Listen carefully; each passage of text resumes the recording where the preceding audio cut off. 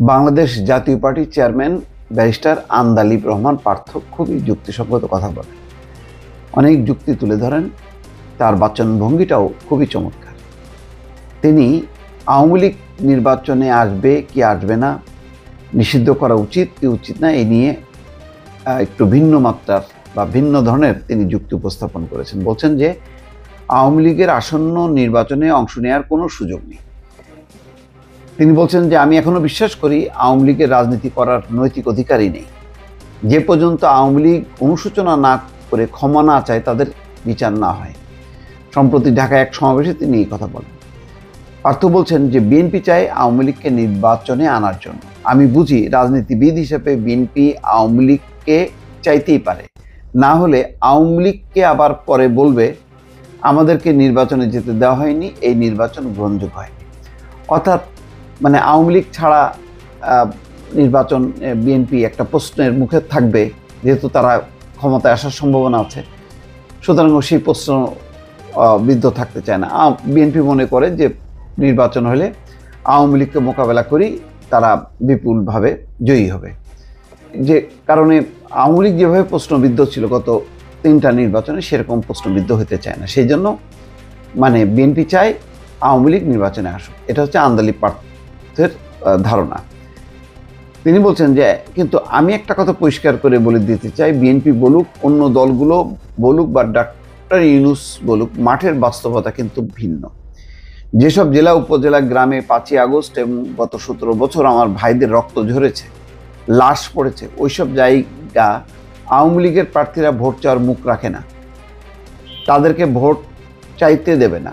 বিচার না হওয়া পর্যন্ত আওয়ামী লীগকে মানুষ ঘর থেকে বের হতে দেবে না।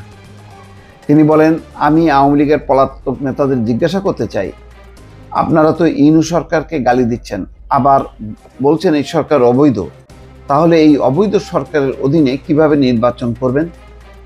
অবশ্য মোহাম্মদ আরাফাত বলেছেন যে ইউনূস সরকারের অধীনে তারা নির্বাচনে যাবে না, তার অন্য একটা সরকার আসলে তারা নির্বাচনে যাবে।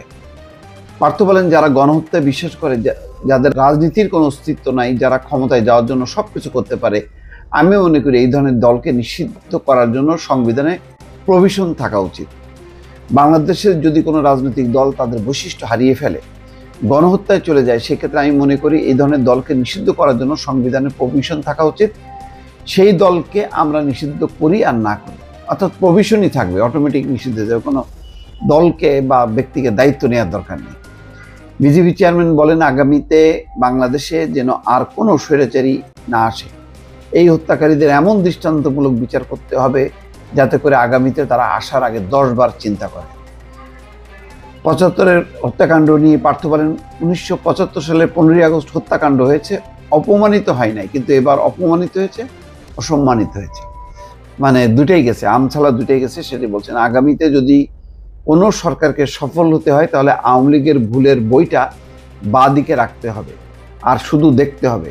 জীবনে এসব করবেন না, অপমানিত আপনি হবেন না। ভালো যুক্তিপূর্ণ কথাবার্তা বলছে।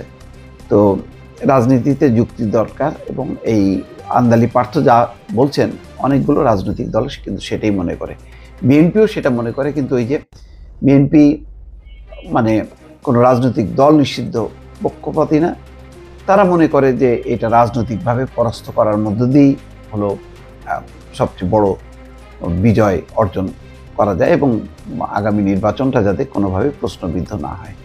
দর্শক ভালো থাকবেন, আল্লাহ হাফেজ।